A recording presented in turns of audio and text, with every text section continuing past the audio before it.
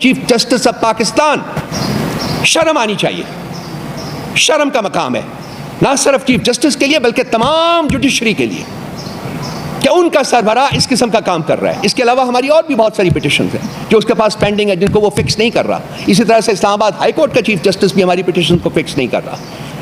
تو کیا ہماری تقدیر میں ایسے لوگ لکھے ہوئے ہیں؟ تماشبین کے طور کے اوپر کھڑا ہوا ہے یہ chief justice rather than this کہ جسٹس انصاف کے تقاضے پورے کرے، آئین کے تقاضے پورے کرے، لوگوں کی عزت و جان و مال کو پروٹیکٹ کرے. یہ اس کی وائلیشن میں ایک پارٹنر بنا ہوا ہے. نہ دیکھ سکتا ہے، نہ سن سکتا ہے، نہ بول سکتا ہے. ہماری ڈیمانڈ اس سے یہ ہے کہ یہ چلا جائے. اگر یہ انصاف پرووائڈ نہیں کر سکتا پاکستان کو اور پاکستانیوں کو تو اس کا کوئی مقام نہیں ہے وہاں بیٹھنا. اس کو چھوڑ دینا چاہیے. اور یہی حالت آپ کی اسلام آباد ہائی کورٹ کے چیف جسٹس کی بھی ہے. تو آج کل ہمارے جو چیف جسٹس صاحب یہاں بیٹھے آتے ہیں، سنیں ان کی آنکھیں دیکھ نہیں سکتی، ان کے کان سن نہیں سکتے اور ان کی زبان بول نہیں سکتی. یہ ہے ہمارا وہ شخص جو کہ اس وقت چیف جسٹس آف پاکستان بیٹھا ہوا ہے. یہ انصاف دینے کی بجائے انصاف کی وائلیشن میں پارٹنر بنا ہوا ہے. یہ بھی ان سایوں کے آرڈر کے اوپر آپریٹ کرتا ہے. یہ جو دیکھی ہوئی طاقتیں ہیں وہ بھی نہیں پاور لیس ہیں جیسا کہ میں نے کہا. یہ اپنے انہیرنٹ پرنسپلز جو ہے ان کو امپلیمنٹ کرنے کی بجائے یہ احکامات کے انتظار میں بیٹھے رہتے ہیں. جہاں میرے دوست نے ابو ذر نے یہ بتایا ہے کہ انہوں نے کوئی اچھے فیصلے کیے ہیں، وہاں لیٹس ناٹ فرگیٹ کہ حدیبیہ پیپر ملز کا جو فیصلہ تھا وہ بھی انہوں نے کیا ہے جس کی بیسس کے اوپر کچھ ان کے خلاف ریفرنس بھی گیا تھا اور اس ریفرنس کو میرٹ پہ ڈیفینڈ کرنے کی بجائے انہوں نے امیونٹی لینے کی کوشش کی تھی اور ان کو دی گئی. فیض آباد دھرنے کا ججمنٹ بھی دیکھ لیجئے، وہ بھی کمپرومائز ججمنٹ ہے ان کا. تو ان کے جو فیصلے جو ہماری نظر میں جب سے یہ چیف جسٹس بنے ہیں تب تو یہ ریپریہنسبل ہیں. اس ملک میں اس وقت دو طاقتیں ہیں. ایک وہ طاقت ہے جو کہ ہمیں نظر آ رہی ہے، کوئی پرائم منسٹر ہے، کوئی چیف منسٹر ہے، کوئی گورنر ہے، کوئی یہ ہے، کوئی وہ ہے. یہ وہ طاقت ہے جو ہمیں نظر آ رہی ہے لیکن ان کے پاس طاقت نہیں ہے، یہ کچھ کر نہیں سکتے، یہ مفقود ہیں، یہ ڈمیز ہیں، ان کی تنابیں کہیں اور سے کھینچی جاتی ہیں. اور دوسری طاقت وہ ہے جو کہ جن کے پاس اصل طاقت ہے لیکن وہ سایوں کی شکل میں نمودار ہے، وہ ہمیں نظر نہیں آتی، نہ وہ سامنے آنا چاہتے. یہ وہ بیسک کانفلکٹ ہے جو کہ جس کی وجہ سے اس وقت ان تمام ہیومن رائٹس وائلیشنز، فریڈمز کی وائلیشنز کے ساتھ ساتھ ایک کنفیوژن سا کریٹ ہوا ہے. ملک میں ویسے تو دیکھنے کو جمہوریت ہے لیکن اصل میں ڈی فیکٹو مارشل لاء یہاں اس وقت مارشل لاء رجیم یہاں چل رہی ہے اور یہ ڈمیز جو ہیں یہ اس شخص واحد کی دکتات جو ہے اس کو امپلیمنٹ کر رہی ہے، یہ بتائے بغیر کہ یہ کیا کر رہی ہیں.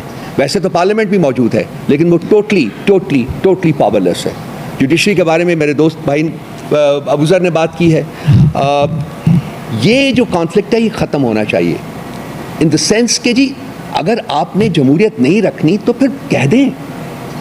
یہ ڈی فیکٹو جو ہے اس کو بڑے سے لوگوں ڈاکٹرن آف نیسیسٹی بھی اسی جوڈیشری کی کوائنج ہے جس میں کہ واٹ از ڈاکٹرن آف نیسیسٹی کہ یہ جی کہ جرم تو ہوا ہے، کانسٹیٹیوشن تو وائلیٹ ہوا ہے لیکن چونکہ ہو گیا ہے جرم، چونکہ کانسٹیٹیوشن وائلیٹ ہو گیا ہے اس لیے ہمارے پاس آپشن کوئی نہیں ہے سوائے اس کے کہ اس کو ہم لیجیٹیمائز کر دیں.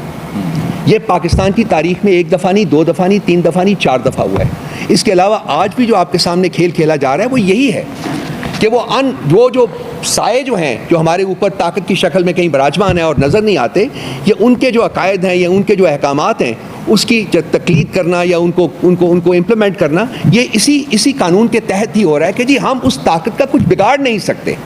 تو میرے کچھ سوالات ہیں. دیکھیے ریاست کے بیسیکلی اسٹیبلش 3 ستون ہیں، ایک چوتھا جو آپ بیٹھے ہوئے ہیں ٹینٹیٹیولی دا 4th pillar of the state. 3 legislature جو ہے وہ ریگڈ ہے، اس میں جو لوگ بیٹھے ہوئے ہیں وہ ڈیزرو نہیں کرتے وہاں کیونکہ وہ الیکشن جیت کے نہیں آئے بلکہ ان سایوں کی پیٹرنیج کے انڈر وہاں وہ بیٹھے ہوئے ہیں. سو انہوں نے یہ نہیں کرنا کہ یہ قانون ایسے بنائیں جو کہ ہیومن رائٹس کو اسٹرینتھن کریں، وہ صرف وہ کریں گے جو کہ ان کو آرڈر کیا جاتا ہے. سو چونکہ ڈومیننٹ پریزنس ہے انہی لوگوں کی ہے اس لیے وہ ان تمام چیزوں کو ٹھیک کرنے کی پوزیشن میں نہیں ہے. اس کے بعد آپ کا ایگزیکٹو آتا ہے. ایگزیکٹو کی جو سٹیٹس ہے وہ 6 ججز کے لیٹر میں بڑی کلیئرلی ڈیفائن کی گئی ہے کہ کس طریقے سے ایگزیکٹو نہ صرف کمپلیسٹ ہے کرائم میں بلکہ ایگزیکٹو جو ہے وہ پرپیٹریٹر بھی ہے کرائم کا. وہ کرائم وہ تمام کرائمز جس کا ذکر ابو ذر نے بھی کیا ہے, اور وہ لیٹر جو 6 ججز کا ہے اس میں بڑی ایکسپلسٹلی اس کا ذکر کیا گیا ہے, جس کو آج پاکستان کی سپریم کورٹ دبانے کی کوشش کر رہی ہے. ہونا تو یہ چاہیے تھا کہ جب وہ لیٹر آیا تو اس کے تحت ایک جوڈیشل کانفرنس کی جاتی جس میں باقی لوگوں کو بلا کے, باقی ججز کو بلا کے ان کے احساسات, ان کے تاثرات اور ان کے کامنٹس بھی لیے جاتے کہ کتنی how deep rooted is this malady of interference in affairs of the judiciary. لیکن ایگزیکٹو جو کہ کمپلیسٹ ہے according to the contents of the letter, اسی کو امپاور کر دیا گیا جی کہ آپ جائیے جا کے کمیشن بنائیے, آپ جا کے کمیشن کا ہیڈ بھی بنائیں. وہ تو we are grateful to the person who was nominated as the head of the commission کہ انہوں نے کہا جی کہ میں ان ٹیوز پہ کام نہیں کر سکتا, تو یہ معاملہ آگے بڑھائے. لیکن ابھی تو یہ جو ایگزیکٹو بھی کمپلیسٹ ہے جرم میں, ہیومن رائٹس کی وائلیشن میں, فریڈمس کی وائلیشن میں یہ کمپلیسٹ ہے. اور تیسرا جو آپ کا پلر ہے وہ ہے جوڈیشری. تو آج کل ہمارے جو چیف جسٹس صاحب یہاں بیٹھے آتے ہیں, سنیں ان کی آنکھیں دیکھ نہیں سکتی, ان کے کان سن نہیں سکتے اور ان کی زبان بول نہیں سکتی. یہ ہے ہمارا وہ شخص جو کہ اس وقت چیف جسٹس آف پاکستان بیٹھا ہوا ہے. یہ انصاف دینے کی بجائے انصاف کی وائلیشن میں پارٹنر بنا ہوا ہے.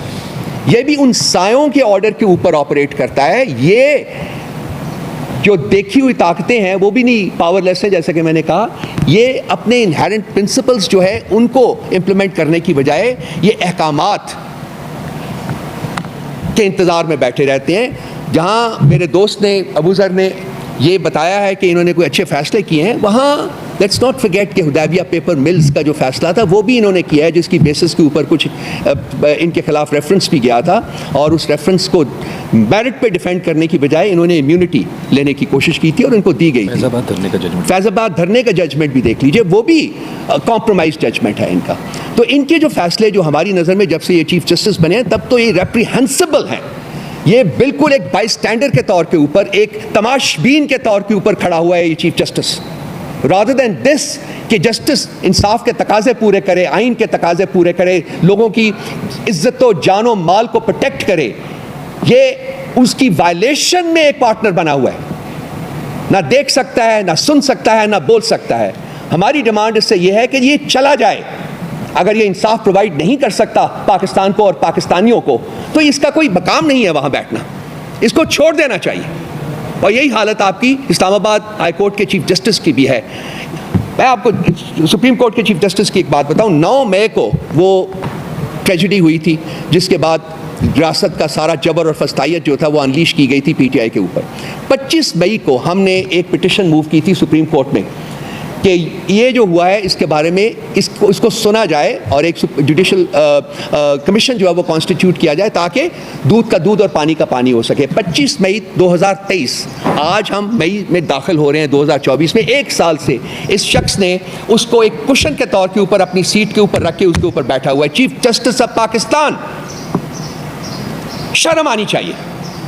شرم کا مقام ہے نہ صرف چیف جسٹس کے لیے بلکہ تمام جوڈیشری کے لیے کہ ان کا سربراہ اس قسم کا کام کر رہا ہے. اس کے علاوہ ہماری اور بھی بہت ساری پٹیشنز ہیں جو اس کے پاس پینڈنگ ہے جن کو وہ فکس نہیں کر رہا. اسی طرح سے اسلام آباد ہائی کورٹ کا چیف جسٹس بھی ہماری پٹیشن کو فکس نہیں کر رہا. تو کیا ہماری تقدیر میں ایسے لوگ لکھے ہوئے ہیں؟ تو یہ ایک لمحہ فکریہ میرے دوستوں, بھائیوں, آپ کے لیے بھی, کیونکہ آپ کے بارے میں بھی اس میں تقریباً 10-12 پیجز جو ہے نا وہ انہوں نے ڈیووٹ کیے ہوئے کہ کس طریقے سے آپ کی فریڈمز جو ہے ان کو بھی کمپرومائز کیا گیا, آپ کو ان سے ڈپرائیو کیا گیا. یہ ہم بھیج رہے ہیں آپ کو, یہ دیکھیے گا. اور میں انشاءاللہ تعالیٰ عنقریب جب کہ کمپلیٹ والیوم ہمارے پاس آتا ہے تو میں چاہوں گا کہ دوبارہ آپ سے انگیج کروں, دوبارہ آپ کے ساتھ بات چیت کروں اپنے انہی دوستوں کے ساتھ. بہت مہربانی, آپ کی کوئی سوالات ہوں تو ہم حاضر ہیں, میرے دوست حاضر ہیں.